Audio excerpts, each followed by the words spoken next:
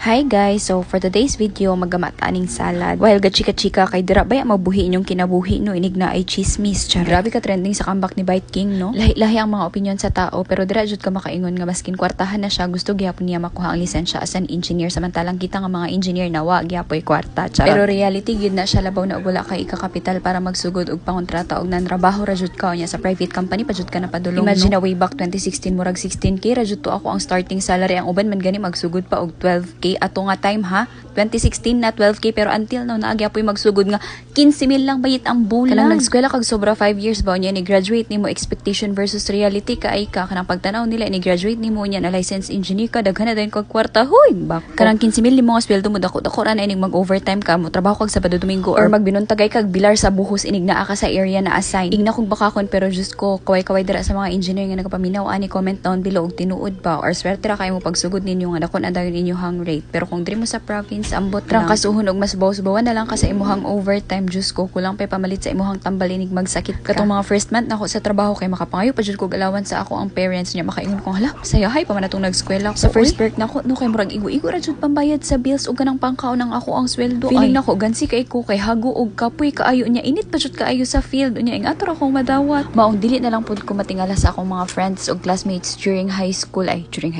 college nga karon kay mga men in uniform na women in uniform na kay nga no dugay na trabaho sa DPWH na lagi hapon na item napad jud na times nga perti ka dili ang sweldo tapos kung naapod ka sa private just ko ang sa private pud ang kahago imuhang kalaban bayo tapos ang paminaw sa mga tao nakapalibot sa imuha kay kwartahan na dayon ka huy pag sure lang mo tas basin dira sa comment section na imo nga dili na tinuod bayit this is not your story to tell this is my story this is my truth charot not because wala natabo sa imo not because wala nimo giagihan is dili na dayon tinuod ing ana jud ang realidad day daghan kay mga engineer nga mga underpaid daghan kita nga mga engineer nga underpaid and that is true. Anya mga comment ra ba sa uban no inig na ay mga guba no kay karakot